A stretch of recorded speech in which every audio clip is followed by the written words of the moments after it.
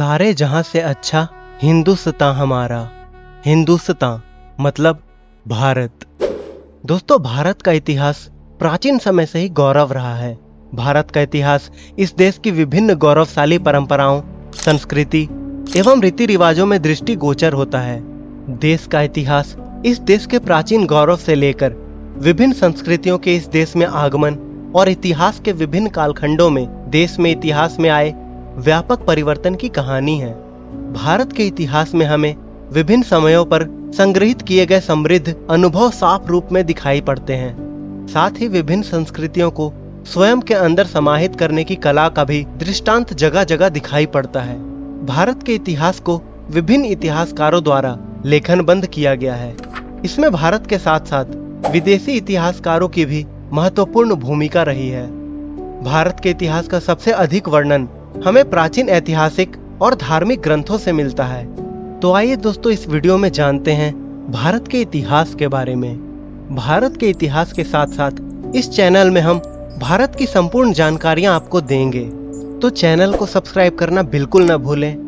और वीडियो पसंद आए तो इसे एक लाइक करें और कमेंट सेक्शन में भारत माता की जय और हिंदुस्तान जिंदाबाद जरूर लिखें। तो बने रहें वीडियो के अंत तक और आइए जानते हैं भारत के इतिहास के बारे में।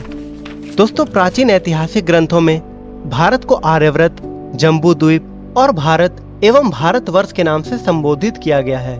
भारत के इतिहास के बारे में अध्ययन विद्वानों के द्वारा मुख्यतः ऐतिहासिक ग्रंथों, धार्मिक ग्रंथों, विदेशी लेखकों के वर्णन एवं पुरातात्विक साक्ष्यों के आधार पर किया जाता है। दोस्तों, आधुनिक विभाजन के आधार पर भी इस देश के इतिहास को मुख्यतः 3 भागों में विभाजित किया गया है, जिसे क्रमशः प्राचीन भारत, मध्यकालीन भारत एवं आधुनिक भारत के इतिहास के संदर्भ में देखा जाता है। भारत के इतिहास को विभिन्न लेखकों द्वारा विभिन्न दृष्टिकोण के आधार पर लिखा गया है। ऐसे में हमें विभिन्न लेखकों के नजरिए से इस देश के इतिहास को जानने का मौका मिलता है। प्राचीन भारत का इतिहास जानने का सबसे प्रमुख स्रोत ऐतिहासिक ग्रंथ रहे हैं। भारत के इतिहास की शुरुआत प्राचीन काल की सभ्यताओं में शुमार हड़प्पा सभ्यता से होती है। हड़प्पा सभ्यता के समय काल को लेकर विद्वानों में मतभेद है। हालांकि नवीन वैज्ञानिक अनुसंधानों एवं कार्बन डेटिंग के आधार पर इस सभ्यता का सामान्य समय काल 2400 ईसा पूर्व से लेकर 1700 ईसा पूर्व माना गया है। हड़प्पा सभ्यता दुनिया की सबसे अनोखी और आधुनिक सभ्यताओं में से एक है, जिसका प्रमाण इस नगर के लोगों द्वारा सुनियोजित नगर प्लान एवं स्वच्छता को ध्यान में रखते हुए बेहतर ड्रेनेज व्यवस्था है। हड़प्पा सभ्यता के आधार पर कहा जा सकता है कि हमारा देश प्राचीन काल से ही दुनिया की प्राचीन एवं वैज्ञानिक सभ्यता का निवास रहा है। हड़प्पा सभ्यता के बाद इस देश के उत्तरी पश्चिम भागों में ऋग्वैदिक सभ्यता शुरू हुई, जो कि मुख्यतः ग्रामीण सभ्यता थी। ऋग्वैदिक सभ्यता के निवासियों को आर्य कहा जाता है। कई इतिहासकारों ने आर्यों के निवास स्थान को भारत के बाहर दर्शाने का प्रयास किया है, जो कि निराधार साबित होता है। प्राचीन भारत में आर्य शब्द का प्रयोग जाति के लिए न होकर भाषा के लिए प्रयुक्त होता था। ऋग्वैदिक काल भारत के धार्मिक इतिहास के लेखन की दृष्टि से महत्वपूर्ण है, चूंकि इस काल में ही देश के महान धार्मिक ग्रंथों में अधिकतर ग्रंथ लिखे गए थे। दुनिया के सबसे प्राचीन ग्रंथों में शुमार वेदों की रचना वैदिक काल से ही की गई थी। इसके अतिरिक्त भारतीय इतिहास के दार्शनिक ग्रंथों, ब्राह्मण ग्रंथ और उपनिषदों की रचना भी इसी काल में की गई थी। वैदिक काल के पश्चात देश में महाजनपद काल का उदय हुआ। इस दौरान देश में मगध प्रमुख राज्य के रूप में उभरा। महाजनपद काल में भारत में बौद्ध और जैन धर्मों का भी उदय हुआ। महात्मा बुद्ध द्वारा शुरू किए गए बौद्ध धर्म का पूरे विश्व की मानस चेतना पर गहरा प्रभाव रहा है। यही कारण है कि दुनिया में विभिन्न देशों में यह धर्म तेजी के साथ फैल रहा है।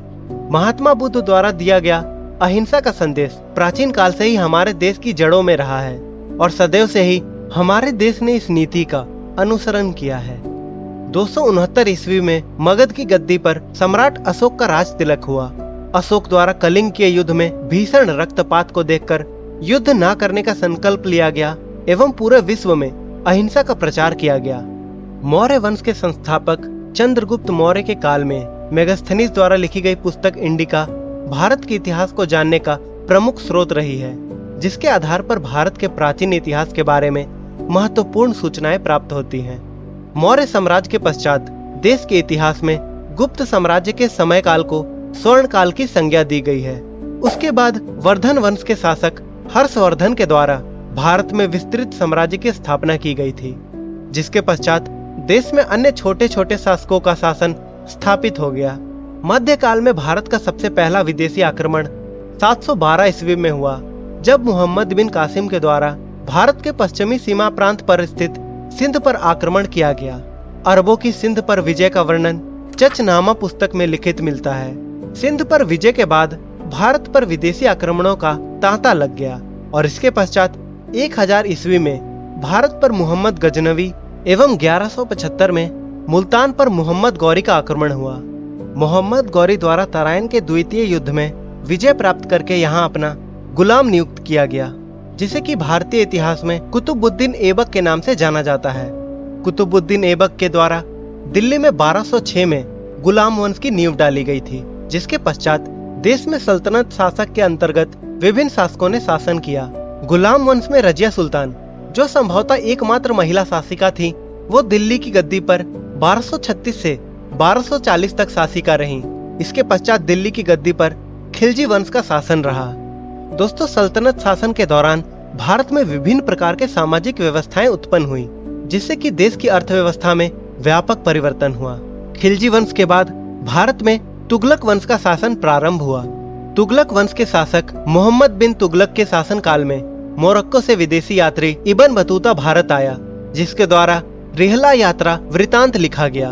इब्न बतूता के रिहला में तत्कालीन भारत के इतिहास के बारे में विस्तृत जानकारी प्रदान की गई है, जिसके माध्यम से हम भारत के मध्यकाल के बारे में जानकारी प्राप्त कर सकते हैं। तुगलक वंश के बाद भारत में सैयद वंश का शासन एवं तत्पश्चात लोदी वंश का शासन प्रारंभ हुआ।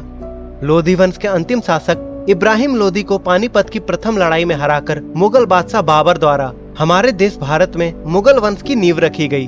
भारत के इतिहास की दृष्टि से मुगल वंश का शासक अत्यंत महत्वपूर्ण है। इसी काल के दौरान ही हमारे देश में व्यापक परिवर्तन हुए एवं विभिन्न समुदायों के मध्य वैचारिक आदान प्रदान के माध्यम से भारतीय समाज ने नया रूप लिया। बाबर मध्य एशिया में स्थित तुर्की देश से आया शासक था, जिसने कि पानीपत के प्रथम युद्ध में इब्राहिम लोदी को परास्त करके दिल्ली की गद्दी पर कब्जा किया। मुगल काल में हमारे देश के विभिन्न संस्कृतियों के मध्य सामंजस्य के कारण विभिन्न नवीन सामाजिक व्यवस्थाएं एवं चलन हुए। मुगल काल के बादशाह अकबर को सबसे महान शासक में शुमार किया जाता है, चूँकि अकबर के शासन काल में ही विभिन्न समुदायों के लोग के मध्य आपसी भाईचारा आदर्श स्थिति में था। मुगल शासन के दौरान देश में स्थापत्य, कला एवं खान पान में नवीनता प्रकट हुई एवं इसी दौरान कई नई चीजों का देश में उद्भव हुआ। हालांकि मध्यकाल को सिर्फ मुगल काल मानना सही दृष्टिकोण नहीं है, क्योंकि इस काल में देश के विभिन्न भागों में स्वतंत्र रियासतें भी थी जो अपना शासन कर रही थीं। इसके अतिरिक्त देश के विभिन्न भागों में भी विभिन्न संस्कृतियां फल फूल रही थीं। प्राचीन काल से ही भारत विभिन्न सभ्यताओं एवं समुदायों का निवास स्थान रहा है। भारत का विदेशी सभ्यताओं एवं देशों के साथ हड़प्पा सभ्यता के काल से ही धार्मिक एवं व्यापारिक संबंध रहे हैं। प्राचीन काल से भारत अपने मसालों एवं रेशमी वस्त्रों के लिए पूरी दुनिया में प्रसिद्ध था। खासकर यूरोप के बाजारों में भारत की काली मिर्च बहुत प्रसिद्ध थी, जिसे कि प्रायः वहां काला सोना के नाम से संबोधित किया जाता था। इसके अतिरिक्त विदेशी बाजारों में भारत से निर्मित होने वाली अन्य वस्तुओं की भी अच्छी खासी मांग थी। भारत की अर्थव्यवस्था 17वीं शताब्दी में विश्व के अग्रणी देशों में शुमार थी। यही कारण रहा है कि विभिन्न विदेशी व्यापारी भारत से व्यापार करने को उत्सुक रहते थे। 16वीं शताब्दी में ब्रिटेन की महारानी एलिजाबेथ प्रथम के द्वारा ब्रिटिश ईस्ट इंडिया कंपनी को भारत के साथ व्यापार का एक अधिकार प्रदान किया गया। इसके पश्चात अंग्रेजों द्वारा भारत के विभिन्न भागों को एक एक करके अपना उपनिवेश बनाया गया और इस देश का आर्थिक दोहन करना शुरू कर दिया गया। ब्रिटिश ईस्ट इंडिया कंपनी प्रारंभ में एक कंपनी के रूप में भारत आई थी, जिसका मुख्य उद्देश्य व्यापार करना था। भारत में व्यापार के दौरान ईस्ट इंडिया कंपनी द्वारा देश की कमजोरियों का फायदा उठाकर इस देश को गुलामी की जंजीरों में ढकेल दिया गया, जिसके फलस्वरूप देश में औपनिवेशिक शासन प्रारंभ हुआ।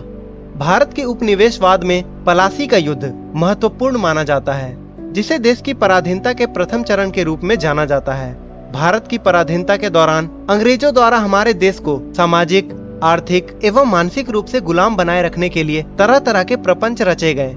औपनिवेशिक काल के दौरान देश में अंग्रेजों के अत्याचारों के फलस्वरूप देश की जनता में आक्रोश बढ़ने लगा। इस समय में अनेक महापुरुषों द्वारा हमारे देश की गुलामी की जंजीरों से मुक्ति दिलाने के लिए कठिन संघर्ष किया गया और देश को विदेशी शासकों के चंगुल से छुड़ाने के लिए अपना सर्वस्व दांव पर लगा दिया गया। भारतीय स्वतंत्रता संग्राम में कई ऐसे महानायक थे जिन्होंने आजादी दिलाने में मुख्य भूमिका निभाई और उनके नाम क्रमशः इस प्रकार हैं: मंगल पांडे, भगत सिंह, महात्मा गांधी, पंडित जवाहरलाल नेहरू, चंद्रशेखर आजाद, सुभाष चंद्र बोस और बाल गंगाधर राव तिलक। इनके साथ और भी बहुत से लोग थे जिन्होंने भारत को आजाद दिलाने के लिए बहुत संघर्ष किए और स्वतंत्रता के पश्चात हमारे देश के द्वारा विभिन्न क्षेत्रों में अभूतपूर्व तरक्की की गई, जिसके कारण से हमारा देश पुनः अपने गौरव को प्राप्त करने की राह पर है। तो दोस्तों, हमें उम्मीद है भारत के इतिहास के बारे में आपको ये सारी जानकारियां बहुत अच्छी लगी होगी और ऐसे ही वीडियो देखने के लिए आप हमारे चैनल को सब्सक्राइब कर सकते हैं, जिसमें कि हम भारत की सभी बातों की चर्चा करेंगे। वीडियो पसंद आई हो तो इसे एक लाइक करें और कमेंट सेक्शन में जय हिंद जरूर लिखें। तो दोस्तों, आज के लिए इतना ही। कल मिलते हैं एक नई और अच्छी जानकारी के साथ। जय हिंद।